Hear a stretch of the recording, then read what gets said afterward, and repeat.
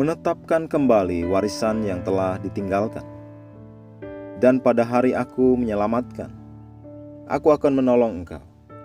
Aku telah membentuk dan memberi engkau menjadi perjanjian bagi umat manusia untuk membangunkan bumi kembali dan untuk membagi-bagikan tanah pusaka yang sudah sunyi sepi. Yesaya 49 ayat 8. Konstruksi Alkitab versi King James dari ayat di atas, terutama bagian terakhir, agak rumit. Tetapi NIV menyederhanakannya. Dikatakan, untuk memulihkan negeri dan untuk menetapkan kembali warisan yang telah ditinggalkan.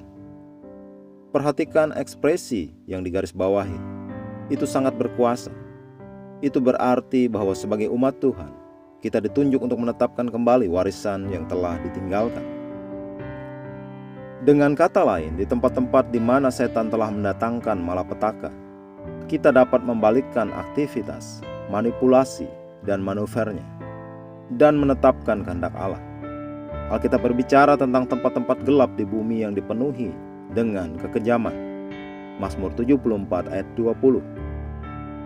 Tetapi tidak cukup hanya untuk mengusir setan keluar dari daerah dan tempat seperti itu.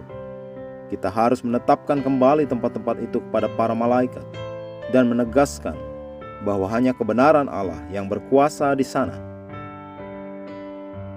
Oleh karena itu, jika engkau telah memperhatikan kegiatan setan di kota besar atau kota kecil, desa, kabupaten, wilayah, atau negaramu, lakukan apa yang Yesus katakan untuk dilakukan dalam Markus 16 ayat 17. Usir setan keluar saat engkau berdoa dengan sungguh-sungguh dalam roh dan memerintahkan mereka untuk pergi. Kemudian tetapkan kembali wilayah-wilayah ini yang sebelumnya tanpa roh Allah kepada para malaikat. Mengapa ini penting? Itu karena apa yang Yesus katakan. Dia berkata setan yang engkau usir pergi ke tempat-tempat tandus, mencari perhentian, mencari kemana ia harus pergi. Jika dia tidak menemukannya, dia kembali ke tempat yang sama dari tempat dia diusir. Dan jika dia menemukannya kosong, tersapu dan rapi, dia akan membawa masuk 7 roh lain yang lebih jahat dari dirinya. Baca Matius 12 ayat 43-45. Jadi engkau harus belajar untuk menetapkan kembali warisan yang ditinggalkan. Engkau memiliki otoritas dan ada malaikat yang siap melayanimu.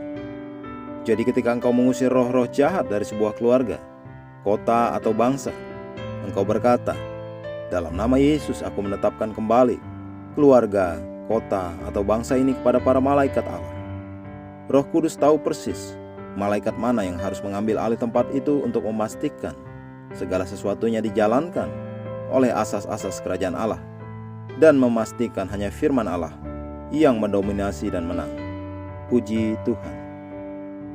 Mari kita berdoa.